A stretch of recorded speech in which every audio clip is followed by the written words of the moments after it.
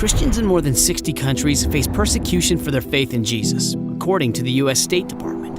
75% of people on the planet today live in countries where persecution of Christians is the norm. In fact, Christians are the most persecuted religious group in the world, and there's more persecution of Christians today than at any point in human history. But you might ask, what does modern persecution even look like? Persecution generally doesn't start with beheadings and massacres. It starts in subtle ways, with alienation and discrimination. Christians around the globe today face constant threats that they and their children will be abducted, tortured, raped, and beheaded.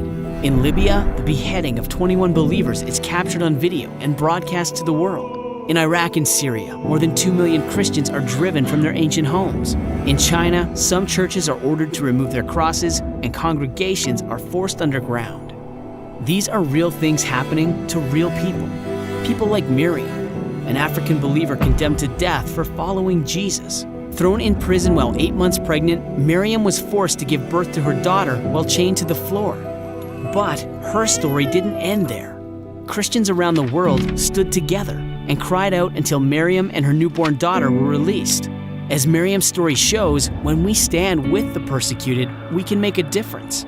We cannot be silent any longer. When one member of the body suffers, everyone suffers. So we stand with Miriam. We stand with all Miriams.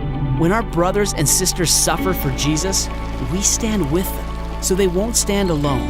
And when we do, we find ourselves inspired by their example.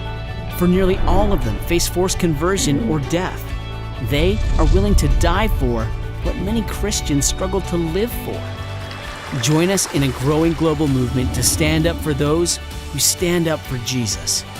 Stand with us as we stand with them. Take action today.